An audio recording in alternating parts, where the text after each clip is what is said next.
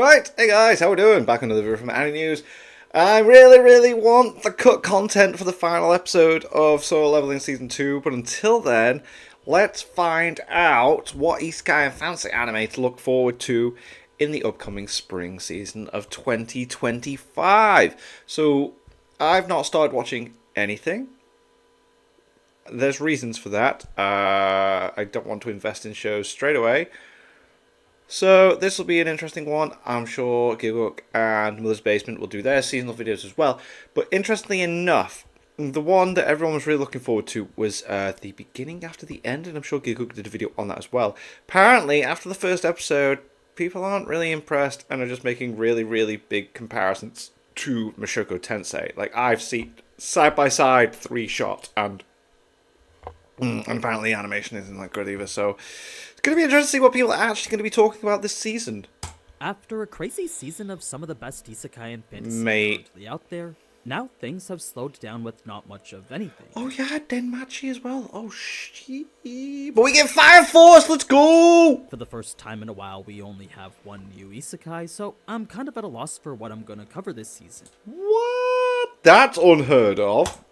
Luckily, the Overlord movie did just recently come out on Blu-ray, so expect videos for that, along with some catch-up on ReZero and Danmachi. Sick. Now, to start with the sequels of Spring 2025, Fire Force, let's go! A two-part continuation to the series, with the first starting now. Oh my god, as the time April 5th, so as the time we're recording that, that's tomorrow, so that'll be the day that I'm uploading. Next year. Supposedly, this will be the lead up to the conclusion of Fire Force as a whole, so if you're a fan of the series, expect things to start wrapping up. Oh my god. There are still about 130 chapters of the manga left to cover, so while that may sound like a lot compared to the 175 they covered in the first 50 episodes, it is possible they fit these 130 into just 24. This is, after all, the most climactic part of the series, and a lot of the content will be fights and action which go by a whole lot faster than world building and dialogue. Yeah, true. Either way, it should be a good finale to the series, what with David Production remaining as the studio responsible. Can't wait, and they're the people that did JoJo's, didn't they? So yes. Slime 300 returns with Season 2, 4 years after the original, which for some reason just doesn't feel right. To me, this was a series that feels like it came out max 2 years ago. I guess it just fell into a weird place back during the crazy COVID days. In any case, this lighthearted fantasy and the witch starring as our protagonist will be back with much of the same shenanigans as the first season. We got an ever-expanding cast and the comfy family dynamic, all within the standard fantasy isekai setting we know and love. I think I watched the first episode of this. Ranger brings us its second core disguised season since the original series was always planned to have 2 cores. I myself didn't get a chance. I need to. I was enjoying this, and I just stopped watching it. But I've added it to my watch list on Disney Plus. So yeah, I'll get back into it. To watch it due to it being in Disney jail, but I have heard good things about this subverted depiction of the Power Ranger. Yeah, like I've made sure now that I have Netflix again. I got Disney Plus and Crunchyroll, and no, that's the 3. Netflix, Disney Plus, Crunchyroll. We should be set now. Like, the Power Rangers are actually the bad guys. It was really cool concept. Who need to expose the farce they've manufactured around them. It's an overarching plot that I've actually seen a lot of people compare to The Boys. So, if you haven't had the chance to watch this underdog show yourself, then perhaps this might be the season to check it out. Finally, we have Season 2 for Bye Bye Earth, which, though not as popular as any of the previous entries, does present a more complex and compelling story. This isn't one of those series that explains things right from the get-go, so a second season like this will definitely be good to answer a lot of the questions I'm sure you had if you watched Season 1. Whether that makes it entertaining is up for you to decide, but if you're looking for something to get you thinking, then this might be worth watching for you.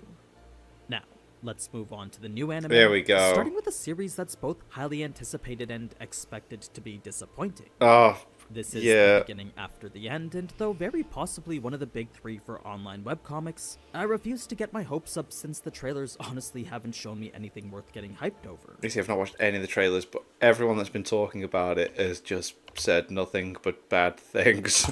As much as I want to treat this like the next Solo Leveling, we just can't, since that would be disrespectful to Solo Leveling.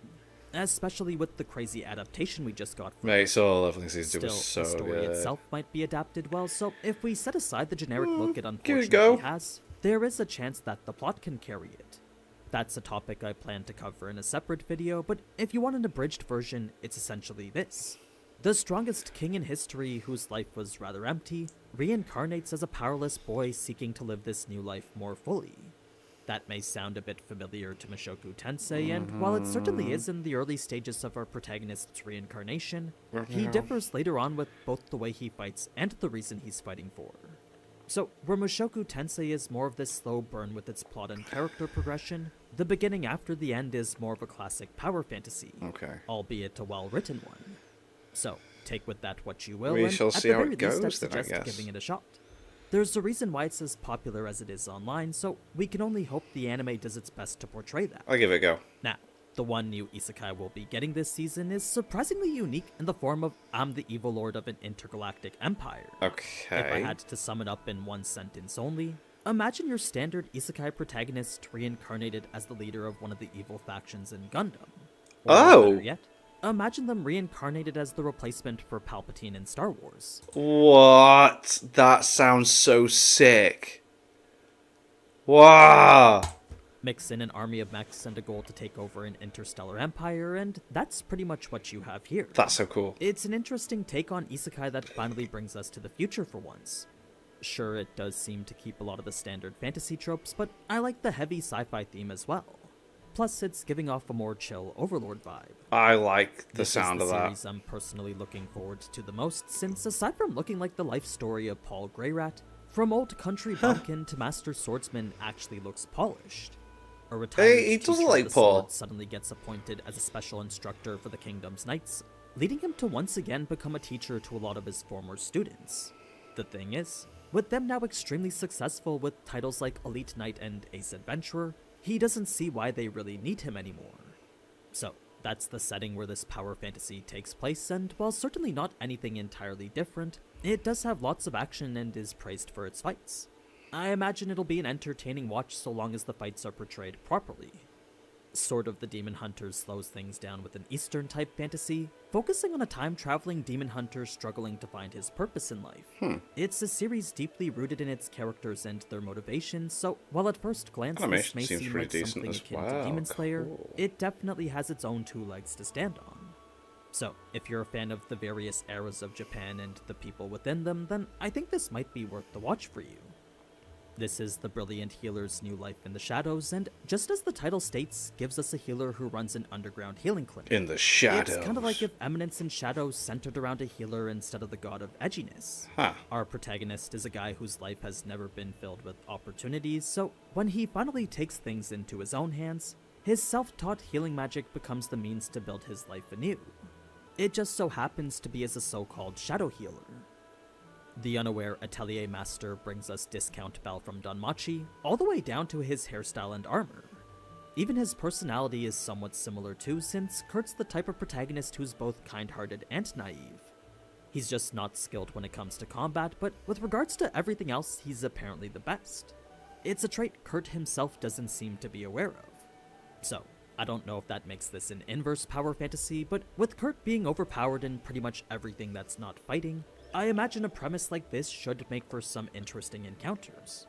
We just have to wait and see if it turns out that way. Seems okay. Next, we have Once Upon a Witch's Death, which is a more modern fantasy centering around a girl cursed with only 1 year to live. This Oh, goddamn. girl is also the apprentice of one of the 7 sages, who informs her the only way to break the curse is to become immortal. How does she become immortal? Well, she first needs to collect tears of joy from 1,000 different people. Huh. Only then can she make the Seed of Life and do so. That is one hell of a specific thing to... Oh, okay. So, in a similar vein to Violet Evergarden or The Wandering Witch Elaine, this is a show that takes you on an emotional journey where each encounter is different. It's, at its core, a drama revolving around the interactions with her. This is the romance fantasy The Two Perfect Saint, and while dealing with a protagonist that's overpowered, her exceptional abilities is actually what makes her the problem. She's Oh, deemed as insufferable recreators, by those okay. around her, and as a result is sold off to the neighboring country. This is because saints are an existence every country desires, so despite her being apparently miserable, she's still a powerful presence worth having. It's then the story becomes focused on this saint and her new life in a brand new country. The Gorilla God's go-to girl follows a rather similar path, since it too also deals with a gifted protagonist and quite a bit of romance. You see, this is a world where people are blessed by gods represented by various animals, so when the main character is blessed by the Gorilla God, she's given incredible power that attracts the attention of the royal knights. This is where the reverse harem comes into play, and it's essentially her trying not to stand out amongst them. Now, Theogonia does hint at being an isekai, but the extent to which it is seems to just be cloudy memories from a past life. The real essence of the story comes in the form of a classic underdog tale, centering around a protagonist struggling to survive in what's called the Borderland. It's a grim setting where him and his village are constantly at risk from the relentless invasion of demi-beasts trying to take their territory. He's by no means very powerful, so we're shown his fight to survive along with the gradual understanding of a past life that's extremely vague to him. It's one of those series that not many people knew about before, so I'm curious to see if it can garner some traction. Another anime I'm fairly intrigued by is Compass 2.0 with its seemingly intricate game world. I still don't fully understand what it's about, but it almost seems fate-like with the way heroes from a different world partner together with humans to fight against each other. Right, cool. Now, there's no source material other than the mobile game from 2016, so I imagine if it's getting an anime, it was pretty successful. Either way, like I'm always a sucker for 9 years ago. focused game anime like this one. We just gotta hope it has some depth to it. It was like a space marine from Finally, we have our seasonal StarCraft. idol fantasy, bringing us a magical girl hybrid in the form of Princession Orchestra. It's an original series from Studio Silverlink, so aside from the existential monster threat and the princesses that fight against it, there's really not much else to say about it. So, if you're looking for what the synopsis describes as a pop song fantasia filled with energy and bravery, then by all means knock yourself out with this one. Now, there is one last anime I do want to recommend, and though it's not an isekai or a fantasy, it is a cool-looking sci-fi original coming from Wit Studio on Netflix. Moonrise. I've literally just got Netflix, but are we not recommending Devil May Cry? Is that not a fantasy anime? Is that not fantasy? Do we not call Devil May Cry fantasy? I'd say it's fantasy. But okay, Moonrise, April 10th, Netflix. You can always expect Wit to give us some of the best animation. Oh yeah, Wit's great. And with this looking to be an action-packed sci-fi epic, I think we might be in for a treat with Yo, this. this It looks seems like a sick. Gundam-type story without the mechs. Cool. One focused on revenge, politics, and war. But yeah, that's pretty much it for spring 2025. Let me know which of these you plan on watching, and if there's a certain show you think would do well for me to talk about, let me know down in the comments too. I will for the most part just be doing catch-up, so expect videos for Danmachi, Overlord, and ReZero. So, until then, ciao. Interesting. So, I do need to catch up majorly with Danmachi. I think I only watched the first 5 or 6 episodes and then stopped because I don't know where to watch. Oh, God, yeah. What's the 4th thing I need to pay for to watch other anime then? Jesus Christ. It's all just popped into my head. But, yeah, Devil May Cry, is that on Cancer Fantasy? And Fire Force, boom. ReZero, I think I should just... I've only got like 4 episodes to watch. I should probably catch up with that and then we can do the anime news. We still need a cut content for Solo Leveling final episode. So when that happens, check that out as well. So yeah. Thanks for watching.